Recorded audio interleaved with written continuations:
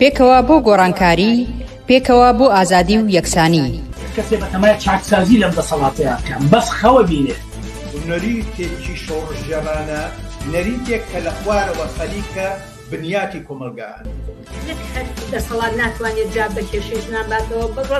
حتا بەڕێوەبەراتەکانی خۆشیان کەوتونەتە ژێر پرسیارەوانە. بۆ بیستنی بۆچوون و تێڕوانینی جیاواز و دژەباو،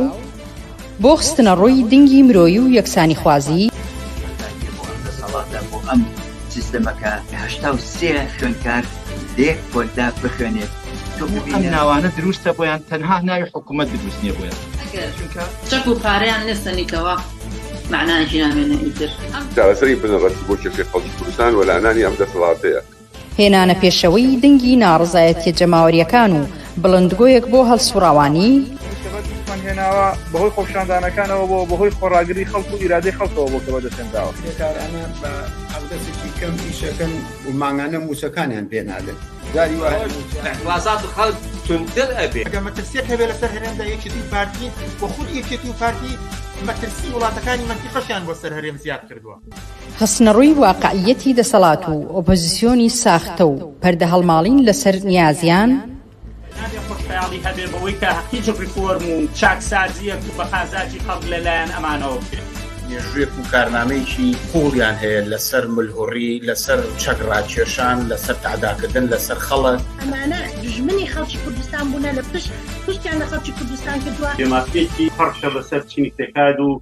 بەشە زۆرەکانی چینی کرێکار و هەموو کۆمەلگایە پەرزیان کردووە.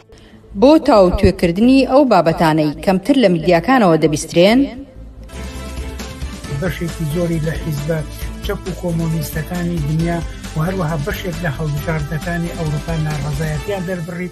ەکانی تاوانی دروست کردووە تاوان ئەنجاما دەسەڵاتی چەکداری میلیشیای حزابی میلیشیای لە کوردستان. خەڵک لەلایەکۆ قەویترە، سازمانی تەیارکردە، ڕادیکاڵترە. بۆ نیشاندانی ڕێگەی ڕزگاری خەڵکی، پێشەنگ تیڤ هەموو ڕۆژانێکی چوارشەممان کاتژمێر 9 شەو بە کاتی کوردستان ڕاستەوخۆ پەخشی بەرنامەکانی دەکات. شەرمەزار نابێ ئەو هەموو جەنەراڵە مقەبایە لە ناو شارەکەی خۆیان بینێ بە ئەنواع و ئەشکال چەکی ئەسلحەی قورسەوە طەبیعیە بەلایەن. یەکەمین جارە لە کوردستان کرێکاران خۆیان دەستبەرن بۆ مەراسیم و چالاکی یەکیایە. شۆڕش تەنها ڕێگەیە، هەڵسانی خەڵک ڕاپەڕین و خۆشانی جەماوی تەنها ڕێگەیە کە ئەڵتەرنەتیڤێک دابینکە. لە فەیسبوک، یوتیوب، ئینستاگرام، تویتەر و تیکتۆک فۆلۆمان بکەن. بەرنامە و گرتە ڤیدیۆیەکان ببینن. پێشەنگ تیڤ، پێکەوە بۆ گۆڕانکاری، پێکەوە بۆ ئازادی و یەکسانی.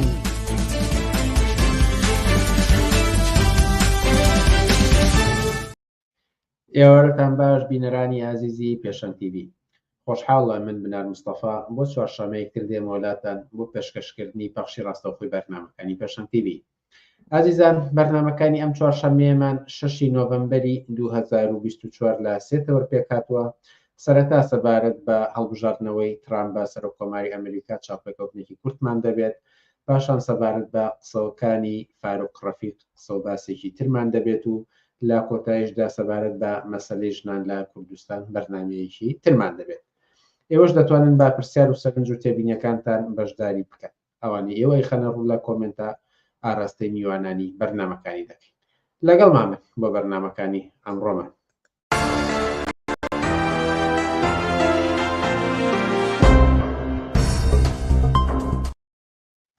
بەڵێ بینەرانی ئازیز، هەردوو بابەتی یەکەم لەگەڵ تاهیر حەسەن تاو گوێ دەکەین. ئەڵبەت بەرنامەکەمان زیاتر تایبەتە بە قسە و باس لەسەر قسەکانی فاروق ڕەفیق کە لە ماوەی ڕابردوودا لە کەناڵی ئاڤاوە لەسەر کۆمۆنیزم کردی، بەڵام لەبەر ئەوەی کە ئەمڕۆ دۆناڵد ترامپ لە ئەمریکا وەکو سەرکۆمەر هەڵبژێرایەوە بە فرسەتی دەزانین دوو پرسیار لەم بابەتشەوە لەگەڵ تاهیر حەسەندا تاوتێ بکەین. تاهیر حەسەن، ئێوارەت باش و سوپاس کە ئەم جارش لەگەڵمانیت. ئێوارەی ئێوە و بینەران و بیسەرانی پێشەنگ تیڤ باش ماندوو لەبن. وەگوتم لەسەر قسەکانی فاروق ڕەفیق دواتر پرسیارمە بێت و گفتوگۆ دەکەین، بەڵام ئەمڕۆ ئەوە ڕایگەیان هەڵبژاردنەکانی ئەمریکا کە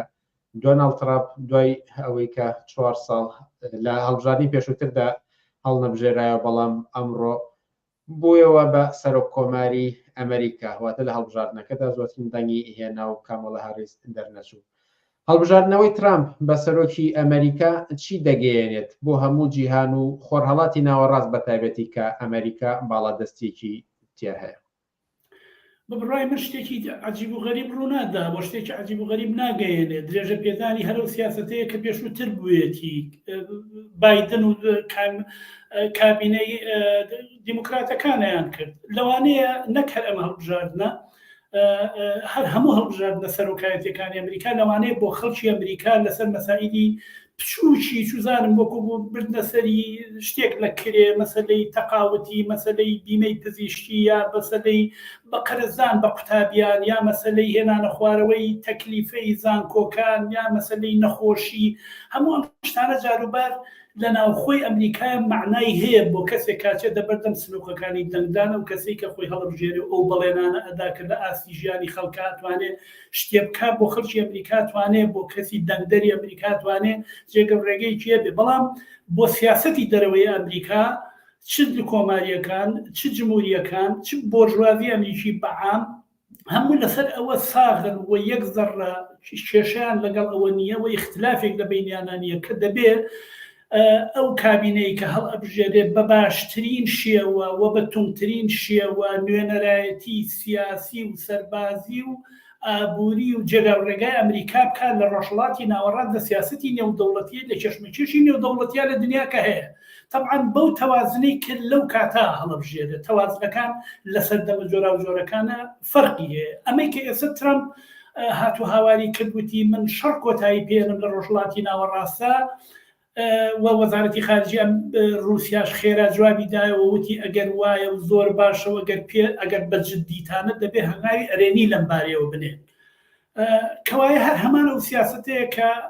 هەموو لەسەری ئیتیفاقن کە ڕۆژهەڵاتی ناوەڕاست ئارامێک بخۆی و ببینێت چەند بۆیان لەکرێیانە چەندێکە خایەنەیانە ئەمەجارێ معلوم نییە چونکە بەبێ ئاستەنگ نییە بەڵام هەمویان لەسەرەوە متتەفقن کە ڕۆژهەڵاتی ناوەڕاست جۆرێک ئارامی بەخۆی و بگرێت دەستکەن بە سازکردنەوەی سازدانەوەی و دەستکەن بە تەوزیعکردنەوەی مەناتقی نفوز لە بینی زلهێزەکانی وەکو رووسیا و ئەمریکا و چین و ئەم وڵاتانە و سەرنجام ئارایشێکی تر ڕۆژهەڵاتی ناوەڕاست بەخۆی و بگرێت لەم تەنگژەی ئێستا نەجات بێ ئەمە سیاسەتێکە کە زۆر دەمێکە لەلایەن دەستەی فەرمانڕەوای ئەمریکاوە دەستی پێکردووە ئیتر بە چ میکانیزمێکی تر ترامبەی با بڕێوە یا چ هەلو چ گرفتێکی کەی لە بەردەما بێ و معلوم نییە جارێ بەڵام شتێک ناگۆڕێ و هەموو نوێنەرایەتی هەرو سیاسەتەکە کە پێشووتر بووە. لە میدیا کوردیەکانە باس لەوە دەکرێت کە لە پەیوەند بە کوردەوە مەسەلەی کوردەوەیە خوددان بە فراوانتر ئەڵێن کورد بیرمە لە هەڵبژاردنەکانی پێشووتردا ئایا بایدن باشە بۆ کوردیان ترامپ باشە ئێستا کە لەم هەڵبژاردنەدا بایدن بۆکو سەر کۆمان هەڵبژێراوەتەوە بایدن بۆ کورد چۆن ئەبێت ئەگەر ئەم پرسیارە لە ئێوە بکەین بایدن یا ترامپ بایدن ئیتر بە خەریکەوە هەرحاڵ هەموو جارێکە ئۆباماش هەڵبژێرا هەر هەمان شتیانوت هەمان شتیانوت کە بۆ کورد چۆنە بێت بۆ کورد دیارم بەبەستیان یەکێتی و پارتیە گینا بۆ کورد بۆ من و بۆ تۆ بۆ ملیۆنەها خەڵکی کرێکان زەحمەت چێش دەبێت چاوەڕوانیەکان لە ئیداری فەرمانڕەوای ئەمریکا ببێ بە تایبەت کە ترامپ 4 ساڵی پێشوو مەزلوم کۆبانێ خۆی وتی ئێمەیان لە بەرامبەر جێیشێکی وەحشی دەوڵەتی تورکیا و چەکدارەکانی داعشا بە سنگی ڕوتەوە بەجێهێشت بە هەرحاڵ ئەوەی کاڵێن بۆ کوردچی ئەبێ بە هەرحاڵ مەبەستیان یەکێتی و پارتیە یەکێتی و پارتیش لە نێو سیاسەتی ئەمریکای هیچ کاتێک جێگەیەکی ئیستراتیجیان نەبووە یا مەسەلەی کورد هیچ کاتێک لە نێو سیاسەتی ئەمریکای جێگە و ڕێگەیەکی ئیستراتیجی نەبووە بۆیە درێژەدان بە سیاسەتی بایدن و ئەمەی ئێستای ترامپ پیشکەیەتە پێشەوە هەرەوەیە یەکێتی و پارتی یا مەسەلەی تاوجێگەی بە مەسەلەی کوردستانی عێراق ئەگەڕێتەوە بچنەوە بۆ بەغدا دەوڵەتێکی مەرکەزی بەهێز دروست بکەن هەوڵبەن میلیشای مسەلح دەست کۆتا بکەن و سەرنجام ئارامی و سەقامگیریەک دروست بکەن بۆی کە سەرمایە بتوانێت کەڵەکە بێ و سەرمایە گوزاری بکات سەرمایە خارجی بێت و بەهرەکێشی هێزی کاری کرێکاران و زەحمەتکێشانی لە فاوە بگرێت تاوەکو کوردستان دەست پێ بکات و لەم بەینە یەکێتی و پارتی چکارێکیان پێسپێرا وەک هەمیشە ملیان باریک بوو دەچنەیکن دەنا بۆ خەڵکی کرێکار و زەحمەتکێش بەردێ ناخاتە سەر بەردێک و هیچ کەسێکی جەگەر خۆش باوەڕێکی لەم بارەوە هەبێت بە بڕوای من خۆش باوەڕیە هیچ شتێکی لە ژیانی ناگۆڕ. زۆر باشە بەوەندە کیفات بێنین لەسەر ئەم تەوەری هەڵبژاردننی ئەمریکا و سەرۆک کۆماری دۆناڵد ترامپ دواتر هەڵبەت لە پێشەنگتیڤە لەم بارەوە بەرنامەی تریشمان دەبێت و هەڵبژاردننیش بە گشتی لەگەڵ چەند هاوڕێکە قسە و باسمان کرد کە سەرنجی زۆر هەیە لەسەر ئەم هەڵبژاردنانە بە تایبەتی ئەو بڕێ کە دەبێت پێشوەخت بدرێت لە وڵاتێکی وەکو ئەمریکا کە بەلانکەی دیموکراتی ناسراوە بۆ ئەوەی کە کەسێک بتوانێت جارێک کاندید بێت وەکو سەر کۆمار. بەڵام ئێستا لەگەڵ تار حەسەندا لەسەر قسەکانی فاروق ڕەفیق گفتوگویەکی کورت بکەین. لە هەفتەی ڕابردوودا لە بەرنمەیەکی ئاڤاتیڤە فاروق ڕەفیق چەند قسەیەکی کرد لەسەر کۆمۆنیزم. سەرەتا وتی کە هەڵوەشان بەمانای هەڵوەشانەوەی مڵکدارێتی شخصی دێت و دواتر وتی کە ئەمە خراپترین سیستەمەکە بە عەقلی بەشەردا هاتبێت و کۆمۆنیزم بەرپرسیارە لە کوشتاری دەیان ملیۆن کەس لە سەرتاسەری جیهان و نقطە ئەمانەی باس کرد. ئەگەر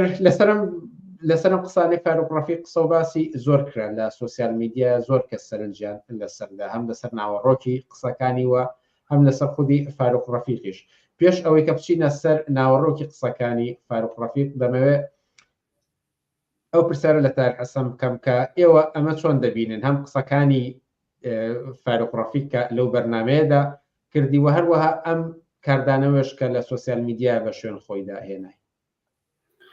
لەسەر کاردانەوەکان بەڕاستی من لە سەرەتاوە کۆمەڵێ خەڵک بە جۆرێک ئیهانە و سوکایەتیان بە فاروق ڕەفیق کردبوو ناڕەحەت بووم بەوە پێم ناخۆش بوو بەشێکی زۆریان بە دروست ڕەخنەیان گرتبوو بەڵام بەشێکیان سوکایەتیان کردبوو ئیهانەیان کردبوو بەمە ناڕەحەت بوو. بەڵام بەڕاستی دوێنێ مقابلەیەک تەلەفۆنێکی قادر نادر کە تەلەفۆنەکات کا قادر نادر بۆ فاروق ڕەفیق بە شکلێکی ئەمەندە ناشیرین و جنێ و فرۆشی جوابی قادر نادرایەتەوە بەبێ ئەخلاق و بە هیچ و پوچ و بەسلوک و بەم جۆرانە جوابیاتەوە وەختە بۆم دەرکەوت بەهەرحاڵ کەسی جنێ و خۆی لە هەموو کەس جنێ و فرۆشترە کەسی جنێ و فرۆش بۆیە بە چاوەڕێم بکات جنێوی پێبن بۆیە زۆر بەمایتر ئەو ناڕەحەتیم کەم بووە لەبەرەوەی کە خۆی زۆر بەڕاستی بە دەمێکی پیسەوە قسەی کرد تا جێگەی بە باسەکانی ئەگەڕێتەوە ئەکرێ لەو بارەیەوە قسە بکەین ئەگەر پرسیارێکی مشەخەسانە بێیاوەتە خۆم سەرنجەکانی خۆم بڵێن. بەڵام نایم یەکێکە لەسەرم پرسیارەکەم بەڵام ئەوەی کە لە بەرنمەیەکی ئاوهادا مەسەلەی کۆمۆنیزم دەهێنرێتە پێشەوە ئەم قسانی لەسەر دەکرێت پێتان وایە جارێمە هۆکارێکی لە پشتەوە بێ یاخود بەڕێکەوت ئەم بابەتێتە پێشەوە. بەڕێی من بەڕێکەوت نییە بەڕێی من بەڕێکەوت نییە دەزانێت کە ئالتەرناتیوی چەپ و ئالتەرناتیوی کۆمۆنیزم و ئەم رادیۆ پێشەنگە و پێشەنگ تیڤە و هەڵسوڕاوانی ئێمە کە مێژوێکی هەیە لە ئەو چەند ساڵی ڕابردووە هەرچەند بەرزنزمی بەخۆیەوە بینێ بەڵام دەنگێکە لە کوردستانە هەیە و ئەو دەنگە ڕیشەی لە نێو ملیۆنەها خەڵکی کرێکار و زەحمەتکێش و ئاوات و ئارەزوەکانی ئەوانە هەیە بزوتنەوەیەکە لە نێو کۆمەلگایە چ گەشەی کردبێت چ لێی شکابێت چ لێی درابێ بە هەرحاڵ بزوتنەوەیەکە بە قامەتی خۆیەوە ڕاوەساوە هەموو ڕۆژێ خەریکە قسەکە ئالتەرناتیوی هەیە ڕێگەچاری هەیە بۆ کۆمەلگەی کوردستان بەم دەلیلە لەسەر ئەم مەسەلەیە قساکە لە خۆی شتێکی نهێناوە بە بڕای من لەگەڵ شتێکا شەڕ ناکا کە شەبەح بێ لەگەڵ شتێکە خەریکە قساکە بەڵام دوای ئێمە سەر قسەکان کە لانی کەم ئەمەنە پرەنسیبی هەبێ شتەکان وەک خۆی باسکە ئەگەر ڕەخنەشی لێگرێت ئەمان جێگەی سەرنجای تۆ شتەکە ئەکرێ هەر کەسێک لەسەر هەر مەسەلەیەک ڕەخنەی هەبێ بەڵام ئەو شتەی کە ڕەخنەی لێگری جارێ وەکو خۆی باسی کە ئەو وەختە ڕەخنەی لێ بکرێت نەک لە بەرچاوی ئەو کەسانی کە دانیشتون شتەکە هەڵبژێڕیتەوە ئەنجا لەو شتە هەڵگەڕاوەیە بۆ خۆت بە ئارەزی خۆت تیۆردا بتاشی ئەمە پیڵێن ئۆپۆرتۆنیستێکی پەند خوێنەوە سیاسی بەڕاستی. بابینە سەر ئەوەیان و لە مڵکدارێتی شخصێتەوە دەست پێ بکەین کە ئەمە شتێکی خراپە لەگەڵ طبیعەتی بەشەردا نایەتەوە هەڵبەت زۆر کەس لە تۆڕە کۆمەڵاتیەکانەوە وەڵامی ئەمان داوەتە و دروستیان کردوێتەوە کە مەسەلە مڵکدارێتی تایبەت مەبەستی چییە بەڵام سەرنجی ئێوە لەم بارەیەوە لەسەر ئەم تەوەریان بە بڕوای من ڕاست دەکەی زۆر کەس جوابی داوەتەوە بەڵام یەک شتێک غایبە لە جوابی هەموو ئەو بەڕێزانی کە داویانەتەوە لانی کەم ئەوانەی کە من دیومە داوای لە بردن لەوانەیە کەم کاگەر لەم دیبێ بە هەرحاڵ ئەوەی کە مارکس باسیەکە لە سەرمایەشار قسە لەسەر هەڵوەشانەوەی مالیکیەتی تایبەتی بەهەمهێنانە، نەگەوەی تۆ قەڵەمێ بە کراسەکەتەوێ بڵم نیوەی منە، یا تۆ سیارەیەکت پێ بڵم نیوەی منە، یا خانووەکەت پێ من چمەقاتی سەر بڵم نیوەی منە. شتیوان نییە. ئەم جۆرە تەسەورکردنە ئیسلامیە لەسەر کۆمۆنیزم مێژوویەکی دوور و درێژی هەیە. هەر وەک چۆنیان و کاکە کۆمۆنیستەکان خوشتی خۆیان مارەکان کۆمۆنیستەکان لەگەڵ دایکی خۆیان ناخەون کۆمۆنیستەکان تۆ دینارێکت پێ نیوەی لێسەر. ئەم جۆرە تەبلیغاتە دەمێکە دوور و درێژە، مێژوویەکی دوور و درێژی هەیە لەلایەن بۆرژوازی ناسیۆنالیزمی ئیسلامی سیاسی لە بەرامبەر کۆمۆنیزمان لە هەموو کۆمەڵگەیەکان لە رووسیا و بێتە هەر جێگەیەکی تر لە بەرامبەر کۆمۆنیزمان کراوە. پرسیار لەسەر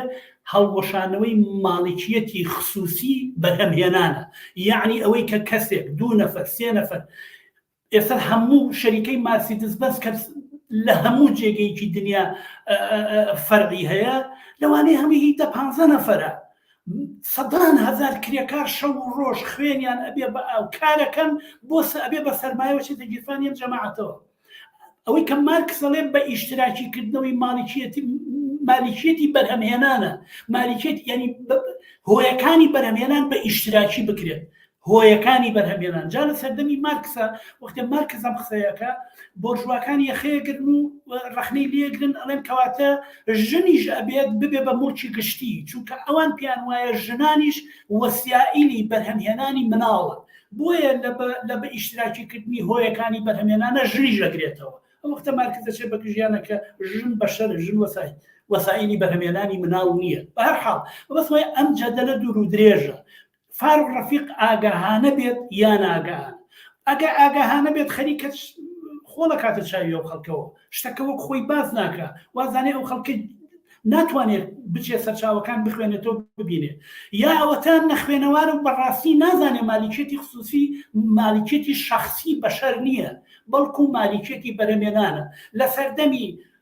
رووسیەیە وەختێک شۆڕشی 1970 سەر ئەکەوێ دەسەڵاتی سیاسی طبقەی کرێکات دەسەڵاتی سیاسی بەڕابەرایەتی حزبی بۆلشویک ئەگرێ، بەڵام کۆمۆنیزم لە وڵاتەیە دانامەزرێکرێت دواتر لەسەری قسە بکەین. بە هەر حاڵ مەبەستم لەسەر ئەو بۆی دێر لەسەری بڕۆین یان بڵێن بەش لەسەری بڕۆین قسەی کۆمۆنیستەکان لەسەر هەڵوەشانەوەی مەڵکدارێتی تایبەتی بەرهەمهێنانە، ئەوەی کە سەرچاوی بەرهەمهێنانە. جا لە هەر بەرنامەی چوزانم کارگاکانی دروستکردنی دەرمانە، کارگاکانی دروستکردنی خۆراکە، کارگاکانی دروستکردنی سیارەیە، کارگاکانی دروستکردنی قیر و قیرتاوە، هەرچی ئەوانەی کە سەرچاوی بەرهەمهێنان و کرێکار بە کرێ ئیشی دیاکە. ئینسان نابێت ئیش بکە لە بەرامبەر کرێە، ئینسان نابێت بەڕێوەبردننی ژیانی بەسترا بێتەوە بە ئەوەی کە کارێ بکە بۆ کەسێک، زۆر کارێکی زۆرم لێی بکە بۆ کەسێک. دەبێت سەربەت و سامە دەبێت هەموو هۆیەکانی بەرهەمهێنان بکرێ بە موڵکی گشتی کۆمەلگا، بەرهەمەکەی بۆ هەموو بێت، نەک ببێ بە سەرمایە بچێتە گیرفانی کۆمەڵی کەسەوە. کەسانێکی وەکو شەریکەی مایکرۆسۆفت و وەکو ئیلۆن ماسک و وەکو ئەمانە مەجموعەیە لەم ملیاردێرانە کۆکەرەوە توانن نیوە قاڕی گوێی زەوی بەخێو بکەن، و ئەمانە هەمووی ساحەبی مەعاملی ئێجگار گەورە، ساحەبی کۆمپانیای زەبەلاحی ئێجگار گەورن کە ملیۆنها کرێکار کارەکە بۆەوە. قسە لەسەر هەڵوەشانەوەی ئەمەیە، ئەمانە موڵکی کۆمەلگەن دەبێت لیان بسەندرێتەوە بە ئیشتراکی بکرێ بە موڵکی خەڵک. ئەمەیە هەڵوەشانەوەی مالیکێتی خصوصی بەرهەمهێنان، نەک مالیکێتی شخصی بەشەر. ئەگەر لەسەر ئەمەش بپرسم کە ئەگەر هۆیەکانی بەرهەمهێنان هەڵوەشێنرایەوە کە تابەی تایبەت نەبێت بە یەک کەس، ئەمان لەگەڵ سروشتی بەشەردا دێتەوە؟ ئەخە پرسیارەکە ئەوەیە بەعکسەوە پرسیار بکەین. ئەگەر ئەوە لەگەڵ ئەگەر ئەمەی ئێستا لەگەڵ سروشتی بەشەرە ئەگونجیە و بە ئیشتراکیکردنی مالیکیەتی بەرهەمهێنان بە کەلکی بەشەریەت نایە، ئەو هەموو زیندانە بۆچی دانراوە؟ ئەو هەموو مزگەوت و مەناوشێخە بۆچی دانراوە؟ ئەو هەموو دەستگای سەرکوت و ئاسایش و زانیاری و چوزانم مخابرات و CIA و KGB و ئەمانە بۆچی دانراوە؟ ئەم هەموو پۆلیس و زیندانە بۆچی دانراوە؟ بۆی ئەم نایەکسانیە چینایەتیە، بۆی ئەم مالیکێتی خصوصی بەرهەمهێنانە بپارێزێ. ئەگەر بە قەناعەتکردنی مەلا و کلێسا و شێخ و مەکتەب و زانست و زانیار چوزانم بەمانە نەتانتوانی خەڵک ڕازی بکەن بەوەی کە ئەم نابەرابەریە تەبیعیە، ئەو کات دەستی پۆلیسیەتە مەیدان دەستی زیندانیەتە مەیدان کەوایە مادەم لەگەڵ سروشتی بەشەرا ئەمەی ئێستا ئەگونجێ بۆ پۆلیس بە دیاریەوە داناوە بۆ هەموو ڕۆژێ خەڵک ئەگری لەسەر ئەوەی کە دەست بەرێ بۆ ئەمە کەوایە ئەوەی کە لەگەڵ سروشتی بەشەرا ئەگونجێ ئەوەیە داهات و سەربەت و سامانی کۆمەلگایە هی ئەم بەشەرانە هەمومانە هی هەتا حیوانەکانە کە لەسەرم بۆی زەوی ئەژین ئەوەی کەوای کردووە بەشێکی بڕا بۆ بەشێک و بەشێک کارکە بۆ بەشێک چینایەتی بوونی کۆمەلگە و دەسەڵاتی سەرمایە کە بە پۆلیس و بە 1001 دەستگای سەرکرد گەڕاوەستاوە ئەگەر شتێک لەگەڵ ذاتی بەشەرا ئەگونجێ بۆ پۆلیسی بۆ چیە ئاخر حربی بۆ چییە جەنگی بۆ چییە زیندانی بۆ چییە مخابراتی بۆ چییە لەگەڵ ذاتی بەشەرا بگونجێوەکو ئەو خواردنەوەیە پێویست ناکە کەس هینی لێ بکە بۆیە ئەوەی کە ئەوڵێ ئەوەیە کە لەگەڵ ذاتی بەشەرا ناگونجێ کە بە تایبەت عەلەمەکەی ئەمریکا دەستەی فەرمانڕەوای ئەمریکا لە پشتیەوەیە لە بەشێکی تری قسەکانیان باسی لە کۆمۆنیزم کرد وەکو خراپترین سیستەم کە بە عەقڵی بەشەردا گەیشت بێت تۆ لانیکەم زیاتر لە سێ دەیە بە عەلەنی یەکێکی لەوانەی کە بە ئاشکرا بانگەواز بۆ کۆمۆنیزم دەکەیت و چالاکوانێکی زۆر ناسراویت لە کوردستان و ئەزان پێش ئەوەش دەیەکی تر بە نهێنی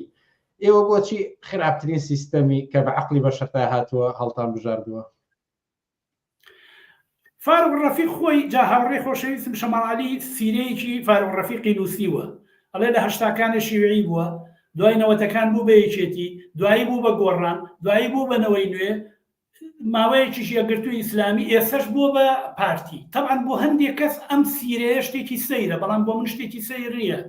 بیرروباوەڕێکی فاشستی و ناسیۆنالیستێکی کە لە شەڕکە فاروق ڕەفیقەتی تەبیعیە بچێت بێ بە پارتی تەبیعیە بچێتە پەنا شاسوار تەبیعیە لە هەش هەرحەڵ بیرروباوەڕەکەی لەگەڵ بیرروباوەڕ و ئامانجێکە هەیەی لەگەڵم حیزبە سیاسیانەیە یەکەگرێتەوە بۆیە هیچ ئەشکالێکی تیانی بچێتە نێو ئەمانەوە هیچ تەناقوزێکی نییە هیچ هینێکی نییە تا ئەو جێگەی بەوە گەرێتوەڵێ خراپترین سیستمی کۆمۆنیزم خراپترین بەشەر عەقڵی پێشکابێ من نازانم بەڕاستی کابراتەوە هەمیشە باسی کتێبەکە باسی خوێندنەکە باسی دلیل هێنانەوەکە زۆر تاکید لە قسەکانی هەمیشە گە ملاحەزە بکەی باسی کتێبەکە ێ باشە خۆ کتێب زۆرە لەسەر ئەمە هەرچی تەنانەت ئابووریناسانی بۆرژوایی ئابووریناسانی غەرب هەمویان لەسەر ئەوە هاوڕان کە لە رووسیەیە ساڵی 1970 کە دەسەڵاتی چینی کرێکان دەسەڵاتی سیاسی ئەگرێت دیکتاتۆریەتی پرۆلیتاریاتدا ئەمەزرێنێت کۆمەلگای رووسیا ئیتر و یەک پرسیار لە بەردەم کۆمەلگای ڕۆسی حزبی بۆلشویکە ئەوەستێت ئەویژەوەی ئابووری ئەم وڵاتە بەرەو کوێ بەرەو سۆسیالیزم بەرەو هەڵوەشانەوەی مالیکێتی خصوصی بەرهەمێنانەوەی کە پێشووتر باسمان کرد یان نە لەمایە شکستە خۆن ناسیۆنالیزمی ڕووسی ئەڵتەرناتیڤەکە ئەیگرێ بەڵام تەبعاً بەیعەتیبار و لە ژێر ناوی شۆڕشی 1970 رووسیەیە کە ئەویش دامەزراندنی سەرمایەداری دەوڵەتیە یعنی دەوڵەت ئەبێ بە سەرمایەدارێکی گەورە و ساحەبی هەموو هۆیەکانی بەرهەمێنان دەوڵەت تەبعاً عادەتەن لە وڵاتانەشا کە سەرمایەداری دەوڵەتیە حیزبی حاکم ئەبێ بە ساحەبی دەوڵەت بۆیە هەموو سێکتەرەکانی ژیان دەوڵەت دەبێ بە ساحەبی ئەمە پێڵێن سەرمایەداری دەوڵەتی کە تا ئاخر و ئۆخری هەشتاکان درێژەی کێشا و ئیتر شکستی خوارد لەژێر ئەو سیاسەتی کە گۆرباچۆڤ هێنای گلاسنۆس و پرستۆریکا گلاسنۆس هەموو ئابووریناسانی دنیا زان کە ئەوە کۆمۆنیزم نەبووە کۆمۆنیزم یعنی هەڵوەشانەوەی مالیکێتی خصوصی بەرهەمێنان ئەمە هەتا وەکو ئێستن لە هیچێکە لەم شۆڕشانە ڕووی نەداوە لە دنیادا ئەوەی کە ناوی هەبوو و ئەوروپای شەرقی و دنیای کرد بە دوولەتەوە سەرمایەداری دەوڵەتی بوو ئێمە لە عێراقا ماوەیەک حزبی بەعس لانکەی بڕێوە بردننی ئەم سەرمایەداری دەوڵەتی بۆکە خۆتان نازان بیر تۆ مناوتری لە ئێمە حاڵەکە بیرمان بێ مەسەلەی پاس مەسەلەی خەستەخانە مەسەلەی مەکتەب مەسەر هەمووی بەدەست دەوڵەت هەوشی بە بەلاش بوو بەدەست دەوڵەتەوە دەوڵەت ساحەبی بوو هیچ خەستەخانەیەکی خصوصی نەبوو هیچ پاسێکی خصوصی نەبوو هیچ معارفێکی خصوصی نەبوو هەمووی سەر بە دەوڵەت بوو دەوڵەت بڕێوەیە بە سەرمایەداری یعنی معاملەکان شەریکەکان هەرچی شتەیە هیچ مەگەشتی وەژنوت و پشوو کەسێک توانی بێتی معمەلێکی شوشە معمەلێکی نازان شتێکی پشوک دابنێ بەڵام معاملی گەورە شەریکاتی نەوت شەریکاتی هەموو ئەمان هەمووی بەدەست دەوڵەتەوە بوو دەوڵەت بڕێوەی ئەبرد و خەڵکی کرێکار زەحمەتکێشی لەژێر ئەم سیستما ئیشیانە کرد بۆ ئەمە پێڵێ سەرمایەداری دەوڵەتی بە زۆری زۆرداریەتەوێ ئەمە بکەی بە ناوی کۆمۆنیزمەوە بنووسی نایخوات ئەمە یەک خاڵێکی تر ئەوەیە ئەم مۆدێلە هێشتا بڕۆ لە رووسیەکان بپرسە، بڕۆ لە بولغاریا بپرسە، بڕۆ لە پۆلۆنیا بپرسە، بڕۆ لە حەچی ئەو وڵاتانی کە پێشووتر سەرمایەداری دەوڵەتی تیا بووە دەڵێن 1000 جار خۆزگەم بەو کاتە، لەبەرەوەی کەسێ نەبوو بێ خانوو بێ، کەسێ نەبوو بێکار بێ، کەسێ نەبوو بێنان بێ، کەسێ نەبوو بێ بیمە بێ، کەسێ نەبوو پارە بە خوێندن بۆ مناڵەکەی، کەسێ نەبوو بچێتە لای دکتۆر و پارەی پێ نەبێ ئەو کات. بۆیە ینی مەبەستمەوەیە ئەوەش کە سەرمایەداری دەوڵەتی بووە بە ئەعتیباری کۆمونیزمەوە هێشتا ئەوە لەم دنیا نایەکسان و پڕ شەرمەسەری و پڕ تەناقوزەی ئێستەی سەرمایەداری بازاری ئازادەکەی فاروق ڕەفیق باشتر بوو خەڵک هین بەواکە. ئێستاش فاروق ڕەفیق بە سینەڵێ شیوعیە، بە زۆرە تەوێ بڵێ شیوعی، بە زۆرە تەوێ بە چین بڵێ شیوعی، نایخوا دەمە خەڵک عەقڵی هەیە، خەڵک هۆشی هەیە، کتێبەکانی مارکس هەیە، کتێبەکانی لینین هەیە، 1001 توێژینەوە هەیە کە ئەوەنە دەمت گەرماڵەی بڕۆ کتێب بخوێنەرەوە دەی کتێب هەیە لەبەردەستی و خەڵکات تێگەن ئەوانی کە تۆێڵی سەرخونە بە کەڵکی تەلەڤیزۆنەکەیە بە کەلکی پارتیە دەوقسانە. بەڵام بۆ کەسێکی ڕۆشن بیت هاوڕێی خۆشەویستم ئالانی ممتازی نوری عەلی ئەڵێ شاعر نووسیوێتی، ئەڵێ شاعر ئەتوانی شاعر بی بەڵام هەموو کەسێک بزانێت کە تۆڵێ چی واضحە شاعریەکەی تو خەڵک دەزانێ چی. بەڵام فاروق ڕەفیق تەنیا یەک شتی دێوە فێربووین نەخوێنەواربوونی خۆیان جارە لەم قسانەیەوە، تازە جنێ و فرۆشیەکەشی هاتوۆتە سەر کە بەداخم ینی بەڕاستی. وەختمان زۆر بەکارهێنا، بەڵام هێشتا دوو پرسیاری ترم ماوە ئەبێ ئەگەر سەرنجێکی کورتیش لەسەر ئەوە بیکە کۆمۆنیزم بەرپرسە لە کوشتاری 10 ملیۆن کەس. ئەوە بیرم چوو لە قسەکانی پێشوا بیڵێم فقط لە سەردەمی 4 ڕئیسی ئەمریکا باسی شەشی ئەتۆمی ناکەین، باسی ئەوە ناکەین کە شەشی ئەتۆمی بەکارهاتوە، فقط لە سەردەمی جۆرج بوشی باوک بۆ جۆرج بوشی کوڕ، لە سەردەمی ئۆباما فقط ئەو 25 ساڵی کە ئەم 3-4 ڕئیسە دەسەڵاتیان بەدەستەوە بۆ 50 ملیۆن بەشەر لە ئەفغانستان، لە یەمەن، لە عێراق، لە سووریا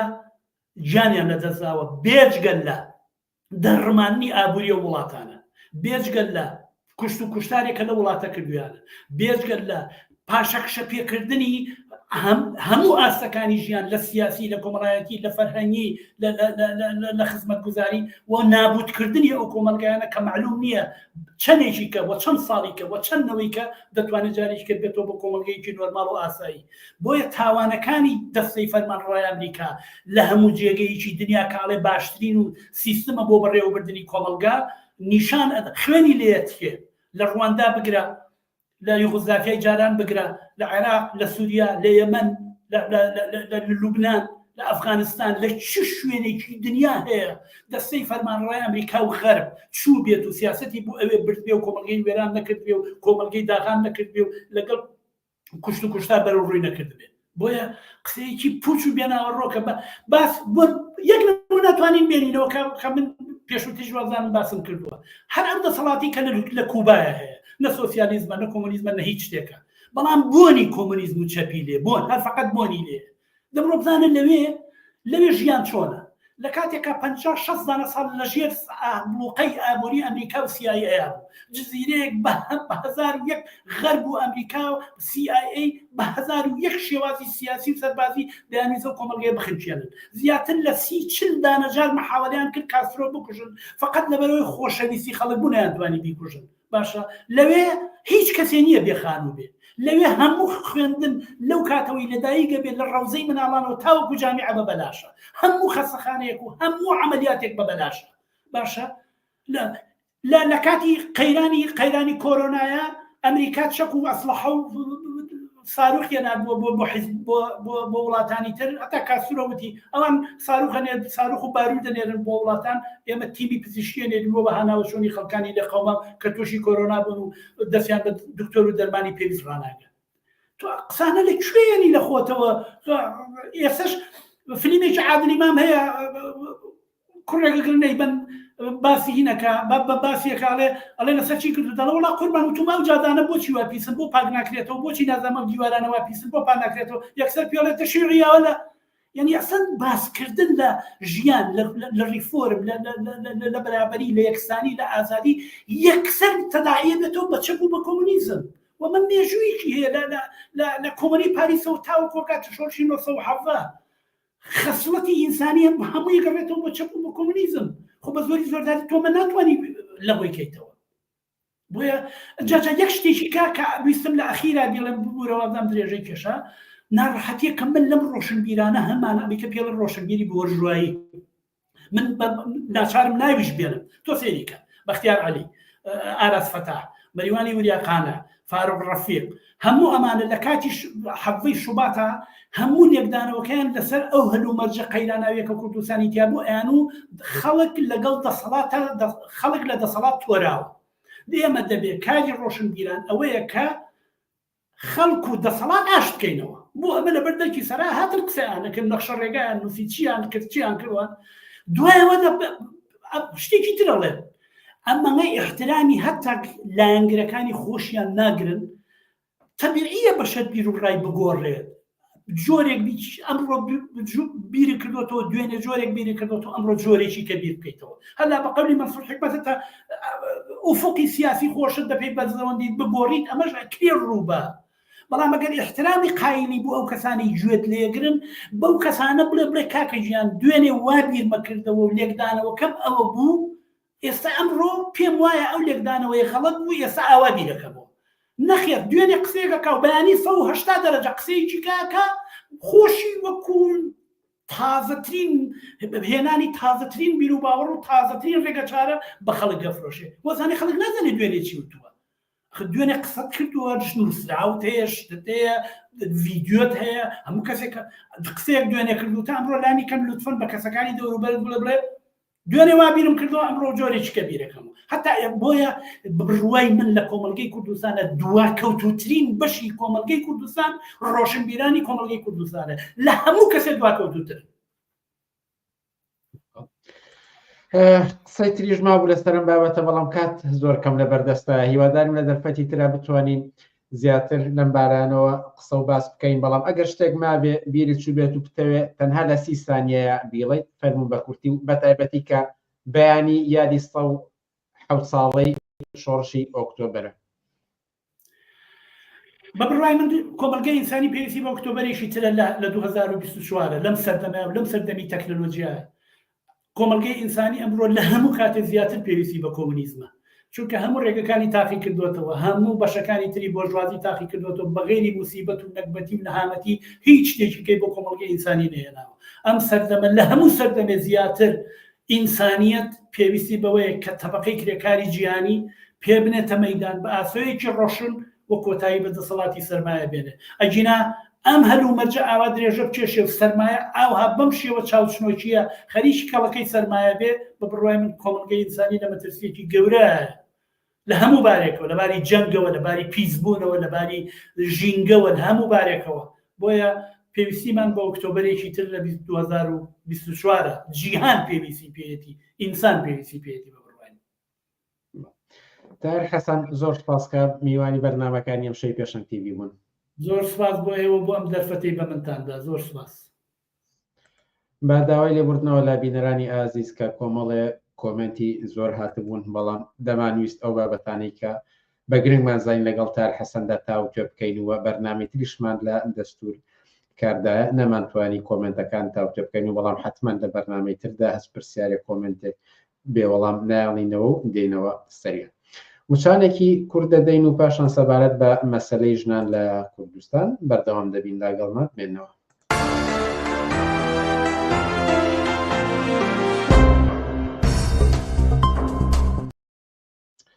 مەڵە بینەرانی ئازیز بەردەوامین لە گەڵتان و جارێکی تریش سەبارەت بە مەسەلەی ژنان لە کوردستان قسە و باسمان دەبێت و ئەم جارەش سەوسەن سەلیم هەڵسوڕاوی بزوتنەوە یەکسانی خوازی ژنان لە کوردستان لە گەڵماندا سەوسەن سەلیم یاورت باش و سپاس کا لەگەڵمانیت ئێواری تۆ ئێواری بینەرانیش باش زۆر سپاس لەسەر مەسەلەی ژن قسە و باس زۆر کراوە هەر لەگەڵ خۆشتانە چەند بەرنامەیەکمان ئەنجام داوە و لایانی جۆرا و جۆرمان تێدا تاوت پێ کردووە بۆی لێرە ئەبێ بە شێوەیەکی گشتی بپرسم کە ئەگەر ئێوە خۆتان قسە و باسێکی کورد لەسەر دۆخی ژیان و گوزەرانی ژنان لە کوردستان بکەن و ئەوەی کە چی جێگە و پێگە و ڕێگەیەکیان هەیە ژنان لە کۆمەڵگەی کوردستاندا لەکوێوە دەست پێەکەن و ئاماژە بەچی دەدەن بەڵێ طبعا دۆخی ژنان لە کوردستان هەتا بێ بەرەو خراپی ئەڕوا لەژێر سایی دەسەڵاتی ناسیۆنالیستی کوردی و لەژێر سایی حکومڕانی حکوومەتی عێراق هێرشێک ئەم دوو دەسەڵاتە بەڕێیان خستۆ بۆ سەر ژنان هەر لە سەرەتای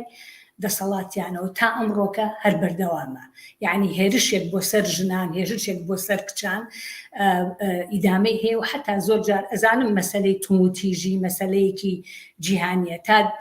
نظامی سەرمایه‌داری هەبێ تا جیاکاری هەبێ توموتیژی دژ بە ژنان هەرمێنێ بەڵام ئەتوانم بڵێم لە هەنێش بارەوانێ ئەوەی کە ڕوبڕی ژنانی کوردستانە بێتەوە تایبەتە یعنی بێوێنەیە شێکی بێوێنەیە سیرکە لە 33 ساڵی ڕابردووە مەسەلەی کوشتنی نامۆسی دیاردەی بۆتە دیاردەی ڕۆژ مەسەلەی خۆکوژی ژنان هێرشێک کە بەڕێکخراوە بۆ سەر ژنان ئیدامەی هەیە و بەردەوامە ئەمە وای کردووە کە ئەم هەنێشت کە ڕوبەڕووی ژنانە بێتەوە بێوێنە بێ لە چاو وڵاتانی ترا من ناڵێم لە شوێنی تریش سەم لە ژنان ناچێت چونکە پیاوسالاری بەشێکە لە سیمای دنیای سەرمایه‌داری و بە کەم تا زۆر لە هەموو شوێنێکی دنیا ئەبینرێ بێمە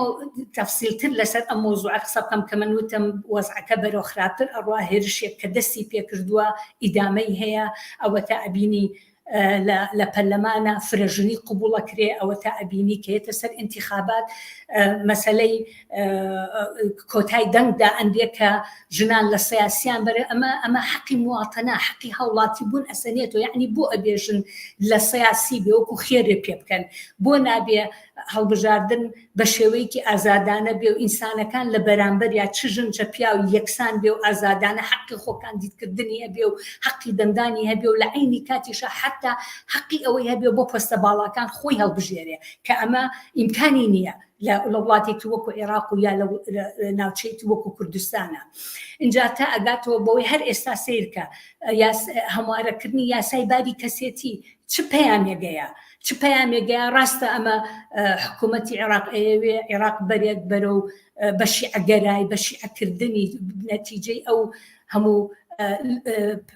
پەیمانەی کە هەیەی یعنی ئەو پاشوەیەتی کە هەیەی بۆ حکوومەتی ئێران کە هەموو حەقێک لە ژنان ئەسەنێتەوە تەنانەت مەسەلەی زەواجی کچی 9 ساڵ ئەکاتە شتێکی ڕسمی ئەیەوێت ئەم کارە بکە هێرشێکی ئاشکرا و بەرچاو بۆ سەر ژنان بەڕێخە ئەمە ئەوە گەیەنەکەم هێرشە هەر لە سەرەتای سەقامگیربوونی دەسەڵات تا ئەمڕۆکە بەردەوامە و ئەمڕۆ بە شێوەیەکی زۆر زۆر خراپتر اینجا ئەمە ئەگەر سەر بگرێ هەرچەنە خۆشبەختانە حرەکە و بزوتنەوەیەکی زۆر بەهێز و بەتین هەیە لە کوردستانەوە بەرەو باشوور کە هەموو ژنان و هەموو ڕێکخراوەکانی گرتووەتەوانێ کە دژی ئەم هەموارەکردنە کە وەساو نەتەوانێ و هیوادارم سەرکەوتن لە دەستی ئێمە بێ لە دەستی بزوتنەوەی ژنان و ڕێکخراوەکانی ژنان نابێ بەڵام لە عینی کاتە ئەگەر سەیرێکی بکەین یعنی ئەم هێرشە بۆ پرسیارە بۆ هەموو یەکێکمان ئەم هێرشە بۆ بەسەر ژنان طبعا ئەمە هێرشێکە بۆ شەلەلکردنی لە دەست و پاخستنی نیوەی کۆمەلگا کە ژنانن ڕەوانەکردنیان بەرەو کۆچی ماڵەکان بکردنیان بە پاشکۆی خێزان و پیا و نەریتێکی کۆنەپەرستانی دواکەوتوانە کە هەموو ئیشوکاری ژنان ببێتە ماڵداری و منداڵ بەخێوکردن و ڕازیکردنی دڵی هاوسەرەکانیان لەوە زیاتر دەور و نەخشێکیان نەبێت لە هیچ بوار و مەجالێکی ترە ڕەوانەکردنی ژنان بۆ چێوەی 4 دیوار لە ماڵدا